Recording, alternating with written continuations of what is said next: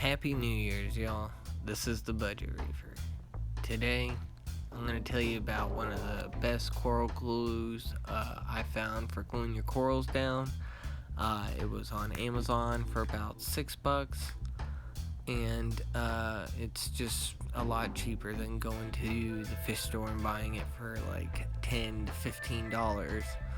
So I'm gonna put the link in the description down below, but it is really worked out well.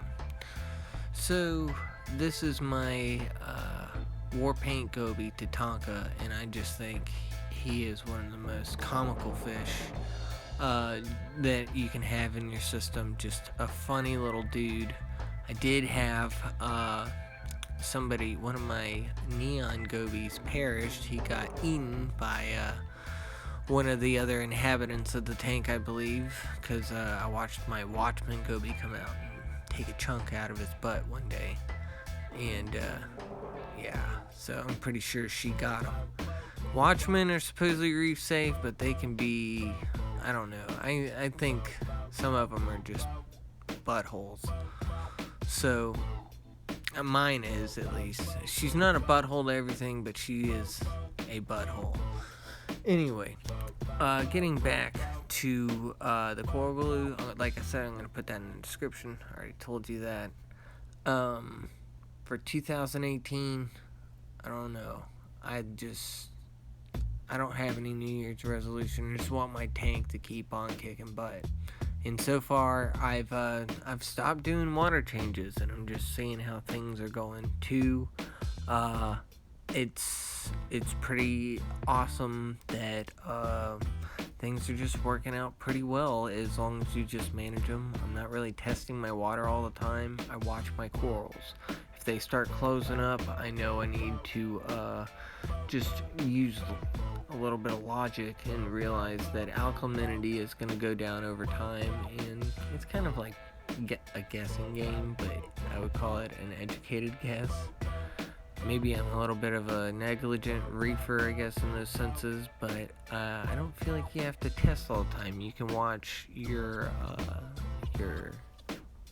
guys in the tank and kind of gather it from it, but I don't recommend that as a way to reef all the time to anybody starting out. I did water changes for a long time, and I did them weekly, and I think in the first year it's probably a good measure just to make sure that you are successful, because once the reef is established and you have the full bacteria colony in swing, cleaning out your water, along with having like the tube worms or the feather dusters, they're also filtering out stuff. So everything you can help with filtering your system and maintaining it is just a really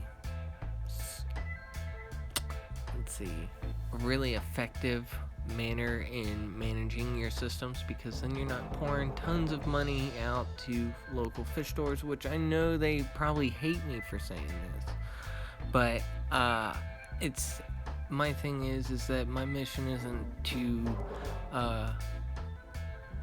be somebody stealing money. I just want a fair deal, and two, I want to help the ocean, and two, if we can help by at least conserving some of the life on land, why not? Two, it helps educate you on what it takes to sustain these animals and creatures.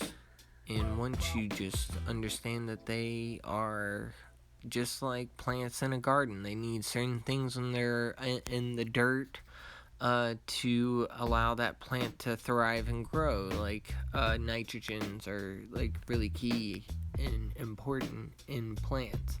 Same with your corals. They need certain elements, magnesium, iodine. If they're using photosynthesis they're going to be needing iodine. So that's more so for your zoanthids, but I just noticed that iodine dosing is really good, and I've said this before in my videos. So this is a look at the Chaeto growth that has been happening, and I just recently cut back some of the Chaeto that was in there just to help with nutrient export, and so far it's working out well. That in the Hippogaro is over my refugium, and it's just doing real awesome. Anyway, thanks for checking it out. Happy New Year's, y'all.